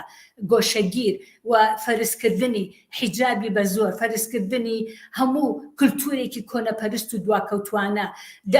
ئاوەڵاکردنی دەستی مەلاو مەلاکان لە منبەری مزگەوتەکان و ڕۆژانە ئەنواعی بێحورمەتی بە ژنان و بە کچان بکەن و فشاری زۆر بێنن بۆ سەر پیاوەکان کە کچەکانیان هاوسەرەکانیان ببەستنەوە و زەوتی ئازادی و زەوتی مافەکانیان لێ بکەن و زندانیان کەن لە چوارچێوەی ماڵە ئەمە هەمووی هێرشێکی ئاشکرا بەرچاوە کە ئەم دوو دەسەڵاتە کردویانەتە سەر ژنان و حتا تا ئەو دەرەجەی کە بەیت و بالوەری ئەوەی کە گروپە ئیسلامیەکان ئەڵێن حرامە ژن و پیاو لە یەک شوێنە کار بکەنە بەس هەدەفەکەوەی بۆی ڕەوانی ماڵەوەیانە بکەن بۆی فەزایەک دروست بکەن ئەوەنەی خێزانەکان بە کێشەکانی خۆیانەوە مەشغوڵ بن کێشەی خێزانی ئەوەنە خەریک نەبن بەو کێشانەی کە ڕوبەڕویانە بێتەوە لە دەرەوانێ لە نەبوونی ئاوەوە کارەباوە پێداویستیەکانی ژیانەوانێ بەشی تەندروستی بەشی خوێندن پێویستیەکانی تر بێکاری ڕوبەڕویەمانە نەبنەوە هەموو زەینێتیان بڕوا بەلای ئەوەی چونکە هەر شتێ لەسەرەوە بێت لە خوارەوە کاریگەری خۆیدا ئەنێ لەسەر زەینێتی خەڵک کۆمەلگا پیاوان و هێرشێکی ئاشکرا لەلایەن دەسەڵات و هەندانی پیاوەکان بۆ سەر ژنان تا تطبیقی ئەم جۆرە ئەقلیەت و ئەم جۆرە کلتورە بکەن سۆشیال میدیاکان بە هەمان شێوە یعنی منەمەوێ سۆشیال میدیایە کە لە دەستی دەسەڵاتە ببینمەوانێ کاتێکێتە سەر مەسەلەی ژنان بە ئینسافەوە ئینسانیانە بێتە پای مەسەلەکان و ئەوە پیشانی کە خەڵک با پیشانی کۆمەلگە بات کە ئەمە هێرشێکی نائینسانیانەیە هێرشێکی دژە ژنانەیە هێرشێکە کە کوردستانی کردوتە جەهەنەمێک بۆ ژنان کە عێراقی کردوتە جەهەنەمێک بۆ ژنان لە کاتێکە ئێمە سوور ئەزانین ژنان نیوەی کۆمەلگان ژنان بەشێکن لەم کۆمەلگا و ئەبێ بەشێک بن لەم سیستەما ئەبێ دەور و نەخشیان لە بەرچاو بگیرێ چ ئەوانەی لە ماڵەوە کە خەریکی ماڵدارین چ ئەوانەی کە لە بوارەکانی کارەکەن دکتۆرە مهندیسە فەرمانبەرە دەسەڵات و ئەحزابی سیاسیە یعنی لایانی سیاسی و ئەمانە بەڵام کاتێکە لە دەستگا ڕاگەانەکانەوە قسە و باس لەسەر ئەم بابەتانە دەکرێت زیاتر وەکو بابەتێکی کۆمەڵایەتی تەماشا دەکرێت و زیاتر ڕێنمایی بۆ خەڵکەکە چۆن لەسەر مەسەلە و پرسی ژن هەڵسوکەوت بکرێت و مامەڵە بکرێت بۆیە تەشخیصتر لە ئێوە بپرسم مەسەلەی ژنان زیاتر مەسەلەیەکی سیاسیە و کۆمەڵایەتی لە کۆمەڵگەی کوردستان مەسەلەی ژنان مەسەلەیەکی سیاسیە مەسەلەیەکی کۆمەڵایەتیە مەسەلەیەکی کلتوریە مەسەلەیەکی ئابووریە هەموویەتی بەڵام لە پشتی ئەمانەوە هەمووی دەسەڵاتێکە چونکە دەسەڵات یاسا دائڕێژێ دەستور دائڕێژێ قانون دائڕێژێ و ئەوەی کە لەسەرەوە دائڕێژێ کاریگەری دائەنێ لە خوارەوانێ مەسەڵەن کەیتە سەر بواری ئابووری ئەو فرسەتەی بۆ پیاوان هەیە بۆ ژنان نیە لە کارکردنا چونکە بتێونەتەوێ ئێمە کۆمەلگای کوردستانیە کۆمەلگەیرا کۆمەلگایەکی سەرمایەداریە لەسەر بنەمای جیاکاری دامەزراوە و ئەو هێرشش کە کراوە بۆ سەر ژنانە بۆیە سەیرەکەی لە هەر بوارێکا سەیرەکەی بواری ئابووری ئەگریت ئەو فرسەت بۆ پیاوانە بۆ زیاتر بۆ ژنان ئەو فرسەتی کارکردن کەمە لە کرێی دەستا کەمترە لە شوێنی کار و فەرمانبەر و کارگە و دائیرەکانە ئەنواعی بێحرمەتی و تەحەڕوش و ئەنواعی بەرخوردی نائینسانی هەیە یاسایەک نییە قانونێک نییە دیفاع لەم شتانە بکە یا ڕێگری بە بەرامبەر بەم شتانە دروست بکە یا کێتە سەر کاری ناوماڵ مەسەن ئەمانە هەمووی ئەگەر بهێنمەوە ینی لە بوارە جۆرا و جۆرەکانە ئەگەر سەیریکەی لە هەمووی کاریگەری خۆی هەیە بە دەرەجاتی جۆرا و جۆر و هەمووشی کە وەک پێشتر وتم ئەمە بۆ شەلکردنی وجودی ژنانە بۆ دەور و نەخشیان لە بواری ئابووریە لە بواری سیاسیە لە بوارە جۆرا و جۆرەکانە ژنانێک کە لە ماڵەوە کارەکەن جواب بە نیازی دەوڵەتێنەوانێ چاودێری خێزانەکەن مناڵ پەروەردە ئەکەن کاری ماڵ ڕاییەکەن ئەمانە کارن ئەمە ئیشن ئەم کارە نەک تەقدیر ناکرێ بەڵکو بە چاوێکی کەمۆ سەیرەکرێ بەڵکو بە چاوێکی سوک سەیرەکرێ لە کاتێکە لە زووربەی وڵاتانی پێشکەوتوو ئەمە وەک کار سەیرەکرێ و بیمەی بێکاری هەیە بۆ ئەو ژنانی کە کاری ماڵداری و منداڵ بەخێوکردنەکەن و ڕێزی لێ ئەگیرێ بە نەوعێک هەرچەندە لەوانەشە زۆر جار ئەو کەسانی کە لە ئەوروپا ژەژێن هێشتا ئەمە بەکەم بزانن لەلایەن دەسەڵاتەوانێ بەڵام لێرە ئەم شتانە هیچی نییە حتا ناتوانانی باسیشی بکەی هەتا ناتوانانی باسیەوە بکەی بڵێ ژنانێک کە لە ماڵەوە کار ناکەن لە دەرەوە بەڵام لە ماڵەوە چاودێری خێزان و منداڵداری و ماڵداری و ئەمانە ئەکەن پێویستە بیمەی بێکاریان هەبێ، پێویستە جواب بە نیازەکانیان بدرێتەوە، پێویستە مەجای تەندروستی و داینگە و ئەم شتانە هەبێت تا ژنان بتوانن هەناسەیەک بن، هەر ئەوە نەبێ لە چوار دیوارە قەتیس کرابن و هەر جواب بەنیازی هاوسەرەکانیان و بەخێوکردنی منداڵەکان و کاروباری ناوماڵ بەرن بەڕێوانێ، لە کارگەکانە بە هەمان شێوە، لە بواری لە دائیرەکانە بە هەمان شێوە، لە کاتێکە ئەگەر بوارێک فەزایەکی ئازاد و کراوە هەبێت دەور و نەخشی ژنان کەمتر نیە لە دەور و نەخشی پیاوان و پێویستیشە، پێویستە خێزانێک ئەگەر بێوێ ژیانێکی باش و لە مستەوایەکی گونجاوە بێت، پێویستەکە هەم ژنەکەش و هەم پیاوەکەش کارکەن، ئیمکانات بێنەوانێ و حتا نەوعێک لە کاری هاوبەش و پشتیوانیکردنی یەکتر هەبێت لە نێوانیانەوە. ئەمانە هەمووی دەسەڵاتە ئەتوانێ سیستەمێکی گونجاو و شێوازێک لە ژیان کە ئاسوودەیی با بە خێزانەکان، ئاسوودەیی با بە خەڵکەکان، نەک هەموو ڕۆژێ لە بەردەم فشار و لە بەردەم هێرشێنان و لە بەردەم شتنەوەی عەقلیەت و زەینیەتی خەڵکەکە بەرەو شتی کۆنەپەرستی، بەرەو شتی دواکەوتووی، بەرەو فەزایەک کە ژن هیچ نییە، ژن کائینێکە کە شایانی احترام نییە، کە ئیتر ئەو بەیت و بالۆرانی کە نوێنەرانی گروپە ئیسلامیەکان ئێڵێن، ئەو بەیت و بالۆرانی کە ئەو کەسان دەسەڵات خۆی بۆ دەسەڵاتێکی دژەژن هێرشێک کە بەڕێ خستووە ئەیڵێت، ئەمانە هەمووی کاریگەری داناوە. لەبەرەوە ئەتوانم بڵێم هەموو ئەو بوارانە ئەگرێتەوانێ، بەڵام لە پشتی ئەمانۆ ئەگەر دەسەڵات دەستورێکی ئینسانی نەبێ، ئەگەر یاسا و قانونێکی ئینسانی نەبێ کە مافی ئینسانیەکان وەک هاوڵاتی یەکسان پارێزراو بێ، طبعا ئەو کاتە ئەم جیاکاریە بە ئاشکرا ئەبینرێەوە. مەسەلەکەش هەرەوەیە، کوردستانیش وەک هەر کۆمەلگایەکی سەرمایەدار ئەساسەکەی جیاکاریە و ئەم جیاکاریش قوربانیەکەی ژنانن کە ڕەوانێ ماڵەکرێنەوە، ژنانن کە بێحرمەتیان پێکرێ، ژنانن کە هێرش ئەکرێتە سەر ماف و ئازادیەکانیان. ئازادی هەرەوە نییە بۆ ڕۆژنامەگەری بێ، ئازادی بۆ ئافرەتیشە، بۆ ئینسانەکانە. باسی یەکسانیەکەن، یەکسانی هەر بۆ پیاو نیە، یەکسانی بێ بۆ ژنانیش بێ. ژنان و پیاوان پێویستە وەک هاوڵاتی یەکسان مافیان، کەرامەتیان، شخصیەتیان پارێزراو بێ. بۆیە ئەم دیاردانش بەم شێوانە دەرەکەونەوە، چونکە ئێمە ڕوبەڕووی دەسەڵاتێکین کە بە هیچ نەوعێ هیچ شتێکی نییە بۆ ژنان. ئەوەی کە وەختی خۆی سەدام کردی درێژەی هەمان سیستەمە کە ڕوبەڕووی ژنان ئەبێتەوانەوە، لەو شوێنی ئەوان بەجان لەو شوێنە ئەوان دەستیان پێکرد و هێرشێکی ئاشکرا و ڕوون بۆ سەر ژنان بەڕێکخراوە کە مەجالێکی نەماوەتەوە تا ئەبینی ڕۆژانە دیاردەی بە حیجابکردنی کچان هەتا بێ زیاکە، ئەوە تا ئەبینی زۆربەی مەکتەبەکان بوونەتە شوێنی نوێژکردن و دەرزی دینی. ئەوە تا لە کاتێکە ئێمە باس لەواکەین کە ئەبێ دین لە دەسەڵات، لە یاسا، لە قانون، لە تربیەت جیا بکرێتەوانێ. ئەوە تا ئەبینیت دەستی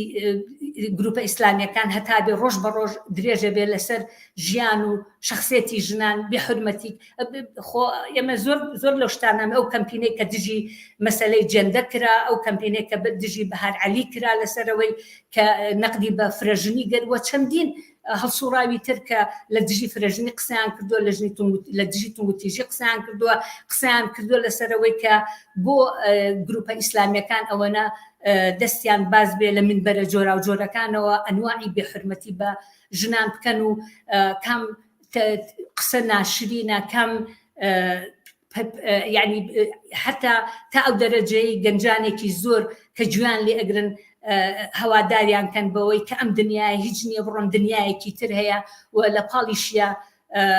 هەواداریانەکەن بەوەی لەو دنیا هەرچی ئەوێ دەست دەکەوێت، بەڵام لەم دنیای لە کاتێکە ئەم دنیا بۆتە دنیای ئەوان هەموو خۆشیی تیا ئەبینن، بەڵام خەڵکی فەقیر و زەحمەتکێش و کرێکار هەوڵیان مەحرومیان کەن لە هەموو خۆشی و لە هەموو ئازادیەک کە خەڵک پێویستە تەمەتوعی پێوە بکات. بەستان لە کۆمەڵێ ئامانج کرد کە پێویستە پێی بگرێتە تاوەکو ئاستی گەیشتن بە ئازادی ژنان و یەکسانی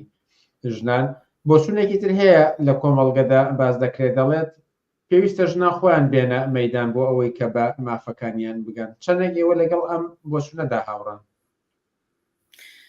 من تەواو لەگەڵیا هاوڕام، ئەمە زۆر ضرورە، زۆر پێویستە واقعاً ژنانە بێ خۆیان بێنە مەیدان، بەڵام ژنان بۆ ئەوەی بێنە مەیدان ئەبێ ڕێکخراو بن، ئەبێ هێزی خۆیان یەخەن، ئەبێ ڕیزی خۆیان یەخەن، ئەبێ ڕێکخراو بن. و تەجروبەی ئەم چەند ساڵی دوای ئەوەی پیشان ناوە، یعنی ڕاستە ئێمە ڕێکخراوەکانی کۆمەلگای مەدەنیمان هەیە کە بە پێی توانە هەوڵێن بە دژی توموتیژی قسە بکەن، هەوڵێن کە حاڵەتی کوشتن ڕوئەیە، حاڵەتی توموتیژی ڕویا دەنگی خۆیان بەرزکەنەوانێ، بەڵام کۆمەلگاکانی ڕێکخراوەکانی کۆمەلگای مەدەنی ناتوانن ئەو ئەڵتەرناتیڤە بن، ناتوانن ئەوان بتوانن هێزێک بەڕێ بخەن یا ژنان ڕێکخراوکەن بۆ مافیان، بۆ داواکاریەکانی خۆیان. لەبەرەوە پێویستە ژنان بێنە مەیدان و لە پێشوی بێنە مەیدان ئەبێ ڕێکخراو بن، ئەبێ ریزی خۆیان جیاکەنەوە، ئەبێ ڕێکخراوێکی سەر بە خۆیان هەبێ، ئەبێ بە نەخشەکار و پلاتفۆرمی فۆرمی خۆیانەوە. و لە ئێستایە کە ژنانێنە مەیدان بۆ مافەکانی خۆیان ئەتوانن پەیوەست بن بۆ بزوتنەوانی کە بەڕێکەوتووە. مەسەلەن ئێستا ئەنواعی ناڕەزایەتی هەیە، چ لە کوردستانە چ لە عێراقا، لەسەر مەسەلەی مەسەن ناڕەزایەتی مامۆستایان، ناڕەزایەتی بێکاران، ناڕەزایەتی بە دژی هەموارەکردنی یاسای باری کەسێتی، ئەنواعی ناڕەزایەتی هەیە، بۆ ئاو هەیە، بۆ کارەبا هەیە، بۆ بێکاری هەیە، بۆ ئەوە معاش نادرێ لە کاتی خۆی. ئەمانە هەمووی ناڕەزایەتی هەیە لە کوردستانە، لە عێراقا. واقعاً ژنانیش ئەبێ دەن پەیوەست بن بەم ناڕەزایەتیانەوە، ئەبێ دەنگی خۆیان بخەنە پاڵ دەنگی ئەم ناڕەزایەت. بەڵام لێرەیە ضرورە، من چەند جاری تریش ئەمە وتۆتەوانێ، ژنان واقعاً ئەبێ بۆ داواکاریەکانی خۆیان نیتە ناو ناڕەزایەتیانەوە، بەڵام لە عینی کاتیشە تۆ مەطالیبی خۆتت هەیە، کاری خۆتت هەیە. بۆ نمونە لە مەسەلەی حەقدەستە مەفروزە حەقدەستی ژنان و پیاوان یەکسان بێت لە بوارە جۆرا و جۆرەکانە. پێویست ناکە بڵێ ژن بە عینوانی ئەوەنێ ئیشی ژنانە و تەقسیم کارێکی ئیشی ژنانە و ئیشی پیاوانە، ئیشی پیاوانە مەعاشەکەی زۆر بێ، ئیشی ژنانە مەعاشەکەی کەم بێ. ئیشە ئیتر کە تۆ ڕۆشتی لە سەعات هەشتی بەیانێوانێ تا دوی نیوەڕۆ، ئیتر تۆ ئیژەکەی، تۆ ئێنەرجی سەرفەکەی، تۆ کات بەفی ڕۆئەیە، یعنی کاتت لێ ئەڕوا. بارحاڵ ئیتر ئیشە. لەبەرەوە مەفروزە کرێی ئەو کرێکارانە یا ئەو ستافانە لە بوارەکانی خوانە کرێکانیان یەکسان بێت، چ ژن بن چ پیاو بن. پێویستە مەسەلەن ژنان پێویستیان بۆیە کە پارێکی زۆری ژنان ئەڕوا بۆ شوێنی مناڵان، بڵێن داینگە و شوێنی سەرپەرشتیاری مناڵان. مەفروزە دەوڵەت یارمەتی ئەمانە بە مەس مەفروزێک کە داواکارەکان ئەبێت کە لە شوێنی کارویشیانە شوێن دابین بکرێت بۆ مناڵەکانیان، بۆ سەرپەرشتی مناڵەکانیان، تا ئەو معاشە خۆی چییە، تا بڕێکی بڕوا بۆ ئەم شتۆ، بڕێکی بڕوا بۆ شتە. لەبەرەوە پێویستە ئەمەیەکە لە داواکاریەکانیان بێ. دوای ئەوە مەسەلەی جیاکاری، یعنی سەیری ژنان بە عینوانی ژن بوون بە چاوێکی کەم، بە چاوێکی نزم یا بە چاوێکی پلەدووی، ئەبێ ئەمانە بسڕێتەوانێ، ئەبێ ژن بە عینوانی هەوڵاتی یەکسان سیر بکرێ و ئەبێ ئەتیبار و حرمەتی ژنان کەمتر نەبێت لە ئەتیبار و حرمەتی پیاوان. ئەم شتانە ضرورە کە ئەبێ ئەم داواکاریانیان هەبێ. ئەچ ژنانێک لە بواری لە کارگەکانە کارەکەن، ژنانێک لە دەوائیرەکانە کارەکەن، ژنانێک لە بواری جۆرا و جۆرایدا، حتا ژنانێک کە ژنانی لە ماڵ کارەکەن. مەسەلەن لە سیستەمی ئەم وڵاتەیانێ ژنان کار ئەەکەن، پارە ئەهێنن، بە نان ئاوەر حساب ناکرێ ژن لە قوانین و یاسای ئێرەیە. لە کاتێکە ژنەکەش بەقی پیاوەکەی هیلاک دەبێ و پارەش هێنێ و پارەکەش هەموویەچێتەوە خزمەتی خێزانەکە. مەفروزە حقوقی ژن و پیاو لەو مەجاالەیە وەک یەک بێ، یەکسان بێ. یا ژنانێک کە لە کاری ماڵداریەکەن، چاودێری خێزان و مناڵەکانیانەکەن، مەفروزە بیمەی بێکاری هەبێ، مەفروزە پشتیوانی و تەقدیرکردنی ئەم کارە هەبێ، بە چای قێوزن سیر نەکرێ، بە چایەکی نزم سیر نەکرێ. ئەمانە کاری دەوڵەتن و ئەمە کاری ژنان و بزوتنەوەی ژنان و ڕێکخراوی ژنان و ڕێکخراوبوونیانە کە لەم اعتراضە جۆرا و جۆرانەیە ئەم داواکاریانەی خۆیان ئەم بۆچوونانی خۆیان بەرزکەنەوانێ ئەمانە پێوترێ تێکۆشانی ژنان بۆ مافەکانی خۆیان و ئەو زۆرترە لەمانی کە من ئەیڵێم بەڵام من ئێستا هەرەوە بوارم هەیە کە پەنجەی بخەمە سەر و ئەمە کاری هەموو یەکێکمانە لە ژنان کەینە ئەو بوارانەوە ئەو مەیدانانەوە پێویست ناکە ئیتر ژنان بێدەنگ بن پێویست ناکە بەڕاستی من نازانم تاکەی ئەم هەموو زەختە زۆرە لەسەر خۆیان قبوڵەکەن کارەباکە ئەکوژێتەوە زەختە لەسەر ژنان ئاو نییە زەختە لەسەر ژنان ئیمکاناتیان نییە زەختە لەسەر ژنان من مەکتەبی دەست ناکەوە بۆ مناڵەکەی زەختە لەسەر ژنان ژنێک ئەکوژرێ ژنێک ئەسووتێ لە تەسیری جدی هەیە لەسەر سایکۆلۆجی ژنان بەگشتی ژنان هەست بەوە ناکەن ئینسانن هەست بەوەکەن دەرەجە دوو دەرەجە سێن لەم کۆمەڵگەیە هەستەکەن گویان لێ ناگیرێ هەستەکەن مافەکانیان پێداویستیەکانیان بەڕەوا نازانرێ ئەمانە هەمووی شتایەکن کە ئێمە بەردەوام ئەیلینەوە بەڵام ئیتر کاتی ئەوە هاتووە کە ئەمانە کاری بەس کۆمەڵێ هەڵسوڕاوی بزوتنەوەی ژنان نەبێ ئەمانە ئەبێ کاری هەموو ژنان خۆیان بن ئیتر کاتی ئەوەیە کە ژنان خۆیان ڕێخەن ڕێکخراوی سەر بەخۆی خۆیان دروستکەن دیفاع لە مافەکانی خۆیان بکەن هەتا ئەم دەسەڵاتە هەبێ من زۆر جار وتومە ئەمە لێگنی ئەم دەسەڵاتە جواب بە نیاز و پێداویستەکانی ژنان باتەوە بەڵام تا لە دەسەڵاتە بن ئەوە ئێستا 4 ساڵی تریش کاریان خۆیان داسەپێنەوانێ تۆ چیەکەیت بەڕاستی تۆ چیەکەیت ئایا هەر ئاوا ڕایەکێشی یا بە پێویستی ئەزانی تۆش بەشێکی لەو ناڕەزایەتیانەی کە ڕۆژانە یەخەی دەسەڵات دەگرن تۆش بەشێکی لەوانە بە داواکاریەکانی خۆتەوە بەڵێ پرسیاری ترم مابوو بەڵام دەمێت دوو بۆچوون و سەرنجی بینەران بن لەسەر شاشەکە و زۆر بە کورتی ئەگەر ئەماژان پێ بدەین و ئێوەش بە کورتی وەڵامیان بدەنەوە سەرنجی یەکەم یانیان وەکو پرسیارێکیش کە مەلاکان تەحقیر بە ژنانەکەن و بەڵام ڕوبەڕووی هیچ بەرپرسیارەتیەک لێپرسینەوەیەک نابنەوە سەرنجی دوم نیشیان ئەڵێت ئەگەر دەسەڵاتێک بە زۆر خۆی پسەپێنێت ئاشتی هۆشیاری لاواز دەبێت ئەگەر لەسەر ئەم دوو بۆچوونە قسەیەکتان هەبێت فەرمون بەکورتی هەردووکی وایە هەردووکی ڕاستە مۆزوعەکە ئەوەیە کە گروپە ئیسلامیەکان مەلاکان هێرشی هەر نەک ئەمڕۆ لەوەتی ئەم دەسەڵاتە هاتووە ئەزان چی ناسیۆنالیزم و مەسەلەی دین هاوتای یەکترن یعنی هاوکێشەیەکن کە تەکمیلەی یەکترەکەین دائیما ناسیۆنالیزم پشت دەبەستێ بۆ سەپاندنی خۆی و بۆ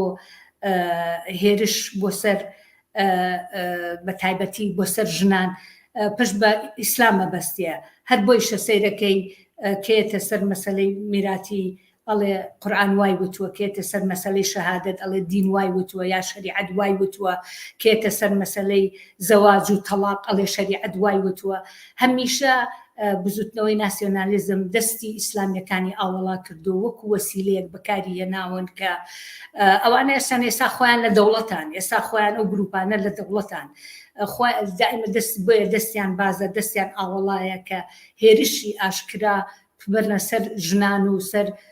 نیوەی کۆمەلگا کە ژنان و لە عینی کاتیشە کاریگەری جدی لەسەر عەقڵ و ذهنیەتی پیاوان دابنێن و نەوعێک لە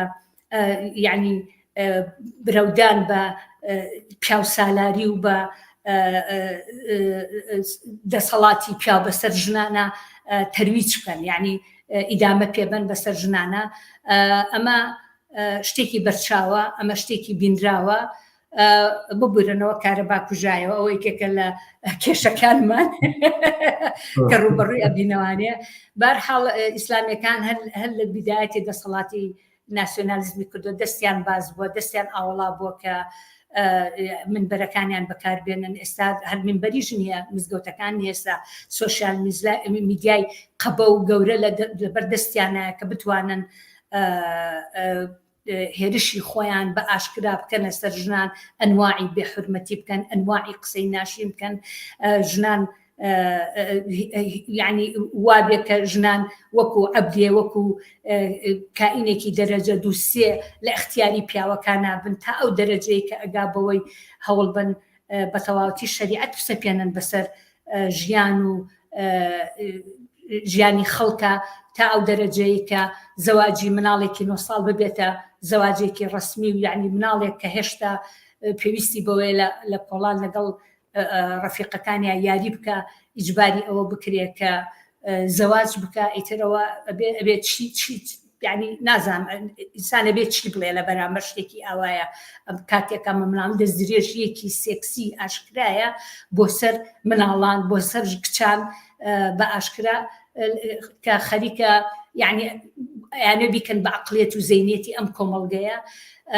ئەوان دەستیان بازەوە دەسەڵات خۆی پێویستی بەمانە خۆی ئەو مەجای بۆ کردوونەتەوە خۆی مەجای یاون کە ئەم هێرشە بکەن و بۆ سەر ژنان و پیاوان بخەنە بەرامبەر یەک کێشەکان لە باتیەوە کێشەی خەڵک بێ لەگەڵ دەسەڵاتە بێت تێز کێشەی بینی خەڵکەکان خۆیان و تونکردنەوەی ئەم هێرشە لەسەر خۆیان تا ئەوەی لەسەر دەسەڵات بێ ببورە من بەشی دووەمی پرسیارەکە لەسەر هەرم دەسەڵاتە بوو کە بە زۆر خۆی سەپێنێ ناتوانێت ئاسی هۆشیاری بڵاو بێتەوە لە کۆمەڵ ناخر لەبەرەوەی ئەجەندای نییە لەبەرەوەی ئەو خۆی بەشێکە لەم سیستەمە خۆی بەشێکە لەو سیستەمی دژە ژنیە وەستانەوە بە دژی ژنان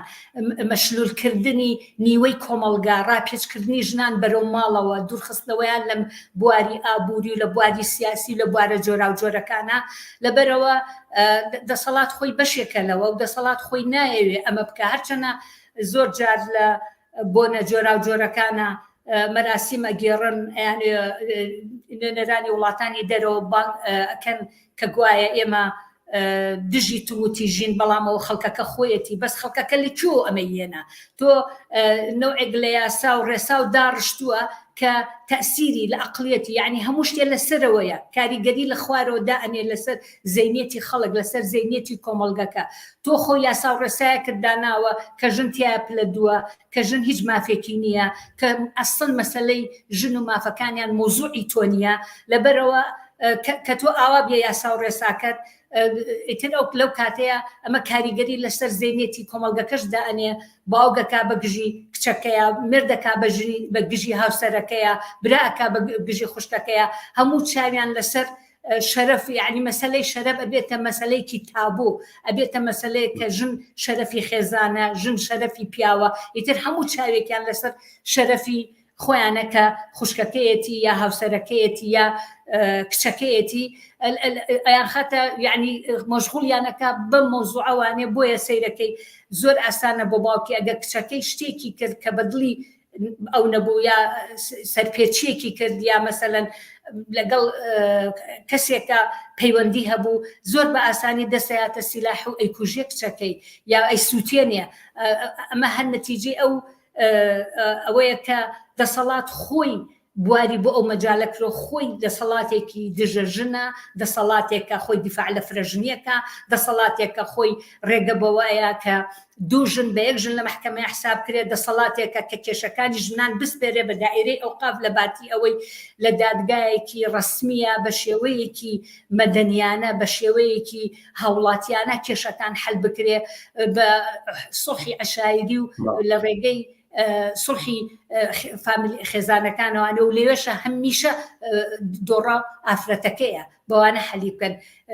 کەواتە ئەم فەزایە بەو دەرەجەی کە خەڵک کردەوەکە لە خەڵکەوە یەک بەڵام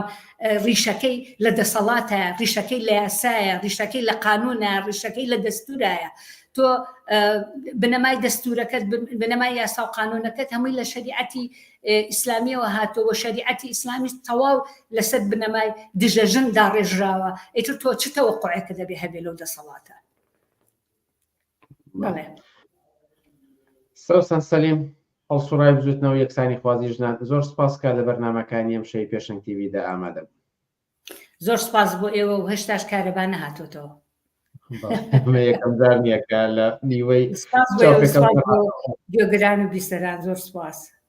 زۆر سپاس ئەڵبەت پێشتریش لە بەرنامە ڕاستە و خۆکاندا لە کوردستانەوە کارەبە دەپچڕێت و تاریخی دێتە هەندێک جار تەنانەت هێڵی ئینتەرنێتیش ڕادەوەستاوە وەڵامی تر لە گەڵ خزمەت گوزاریەکانی کوردستان و لەگەڵ بەرنامەی ڕاستە و خۆکاندا هیچ ناکرێت و بەڵکو زیاتر پێناسەیەکە ئەوەی کە چ جۆرە خزمەتگوزاریەک لە کۆمەڵی کوردستاندا بوونی هەیە. ئازیزان پێشەوەی کۆتایی بە بەرنامەکانی ئەم هەفتەیەش بێنین بەیانی ساڵیادی شۆڕشی ئۆکتۆبەرە. 2 ساڵ بەر لە ئێستا سەرنجی پێشەنگی پێشەنگ تیڤ دۆکومنتێکی کورتی سەبارەت بە شۆڕشی ئۆکتۆبەر ئامادە کردووە، ئەگەرچی لە یوتیوب و تویتەر و فەیسبووکی پێشەنگ تیڤدا دەدۆزرێتەوە و دەبینرێت، بەڵام بۆ جارێکی تر لە یادی ساڵڕۆژی شۆڕشی ئۆکتۆبەردا ئەو دۆکومنتە ببینینەوە.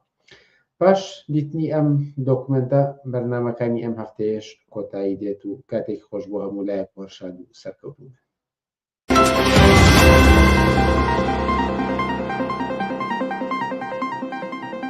سەرنجی پێشەنگ 104 سال بەر لە ئێستا و لە ئۆکتۆبەری ساڵی 1970دا کۆمونیستەکانی رووسیا بەڕابەرایەتی بەلشەفیەکان بە دیاریکراوی ڤلادیمیر لێنین توانیان دەسەڵات بگرنە دەست و دەسەڵاتی کاتی گرنسکی وەلابنێن. شۆڕشی ئۆکتۆبەر درێژکراوەی شۆڕشی شوبات بوو کە تێیدا ڕێکخراوبوونی چینیکرێکار لە ئاستێکی باڵادا بوو. لە کارگە و شوێنە گشتیەکان بە شێوەی جۆراوجۆر خۆیان ڕێکخراو کردبوو لە پاڵ شوراکانی ئەو کاتی رووسیادا خۆیان بۆ شۆڕێژ ئامادە کردبوو. پێش سەرکەوتنی شۆڕشی ئۆکتۆبەر بەلشەفیەکان ڕۆبەڕووی چەندین گرفت و ئاستەنگ بوونەوە و بەشێک لە ڕابەرانی یان لە دەرەوەی رووسیا یان لە زیندان بوون، بەڵام بڕوای پتەویان بە گۆڕینی دەسەڵات و خواستی کۆتاییهێنان بە بەو دەسەڵاتی ژیانیانی دژوارتر دەکرد هەبوو و سەرنجامیش توانیان شۆڕش بە سەرکەوتن بگەێنن. بەڵام دەستکەوتەکانی شۆڕش چی بوو؟ مستەفا باهر بە کورتی وەڵامی ئەم پرسیارەمانەداتەوە. شۆڕشی مەزنی ئۆکتۆبەر نەک تەنها بۆ خەڵکی رووسیا بەڵکو کۆمەڵێ دەستکەوتی گەورەی بەدەستێنا بۆ سەر تاسەری مرۆڤایەتی لە جیهاندا. یەکەم بەهۆی ئەم شۆڕشەوە جەنگی جیهانی یەکەم ڕاگیرا، بەهۆی ئەم شۆڕشەوە زەوی بەسەر جوتیارانەدا بەشکرا، بەهۆی ئەم شۆڕشەوە کرێکاران توانیان کە بەرپرسیارەتی پرۆسەی بەرهەمێنان بگرنە ئەستۆی خۆیان، یەکسانی هەمەلایەنەی بینی ژنان و پیاوان، بیمەی بێکاری، بیمەی تەندروستی، بیمەی خانوبەرە، بخۆڕاییکردنی کارەبا لەسەر تاسەری رووسیادا، بخۆڕاییکردنی پرۆسەی خوێندن لە سەر تاسەری رووسیادا، مافی پەنابەرێتی، مافی نەتەوەکان بۆ چارەنووسی خۆیان و جگە لەمانە کۆمەڵە دەستکەوتی گەورەی تری بۆ سەرجەم خەڵکی رووسیا و کولی مرۆڤایەتی. لەو پرسیارەش گرنگتر، ئایا جارێکتر کۆمونیستەکان دەتوانن هاوشێوەی شۆڕشی ئۆکتۆبەر شۆڕشێکی تر لە بەرژەوەندی چینی کرێکار بەسەرکەوتن بگەێنن؟ عوسمانی حاجی مارف لە وەڵامدا دەڵێت شۆڕشی ئۆکتۆبەر پێداویستێکی مێژووی بوو، بەمانایەک شۆڕشی کرێکاری بوو بۆ کۆتاییان بە کۆمەڵگەی سەرمایهداری و دامەزرانی کۆمەڵگەی سۆشیالیستی. ئەمە واقعەتی شۆڕشی ئۆکتۆبەرە، جا ئاکامەکەی بە هەر شوێنە گەشتپێ باسێکی ترە. بۆیە دووبارە بوونەوەی ئەو شۆڕشە لە ئاسی جیهانە لە هەر وڵاتێکا بێ لە هەر کات و زمانێکا بێ قابلی دووبارە بوونەوەی بۆ مانایی کە چینی کرێکار وەک چینێکی جیهانی، کۆمەڵگەی سەرمایهداری وەک سیستمێکی جیهانی لە ناکۆچین لە بەرامبەر یەکدان و شۆڕشی کرێکاری قابلی دووبارە بوونەوەی قابلی بەردەوامیە بۆ کۆتاییهێنان بەم سیستمی سەرمایهداری، هەڵەشانەوەی پەیوەندی کار و سەرمایە، هەڵەشانەوەی پەیوەندیەکانی بەرهەمهێنانی سەرمایهداری و دامەزرانی کۆمەڵگەی سۆشیالیستی. ئەمە بۆ خۆی لە هەموو کات و زمانێکە پێداویستێکی مێژوویە، واقعەتێکە کە کۆمەڵگەی سەرمایهداری دەبێ هەڵەشێنێتەوە و ئەمە شۆڕشێکە کە لە جیهانە قابلی تحقیقبوونە و غەیری ئەم شۆڕشەش هیچ شۆڕشێکی کە نەمانای هەیە، نەوجودی هەیە. بەمانایەکی دەقیقتر کۆمەڵگەی سۆشیالیستی لە سایەی شۆڕشی کرێکاری و هەڵسانی جەماوەی کرێکاری بە ئامادەبوونی بە ڕێکخراوبوونی بە حزببوونی بە ئاسووی سۆشیالیستی ئەتوانێت تەواجد پێیاکە و ئەتوانێت کۆمەڵگەی سەرمایهداری هەڵوشێت و دەسەڵاتی کرێکاری دامەزرێنە، حکومەتی کرێکاری دامەزرێنە. ئەمە هەم واقعەتە و هەم ضرورەتە. لە بەرنامەکانی داهاتووی پێشەنگ تیڤیدا زیاتر سەبارەت بە شۆڕشی ئۆکتۆبەر و شۆڕش باگشتی بابەتمانە بێت، چاوەڕوان بن.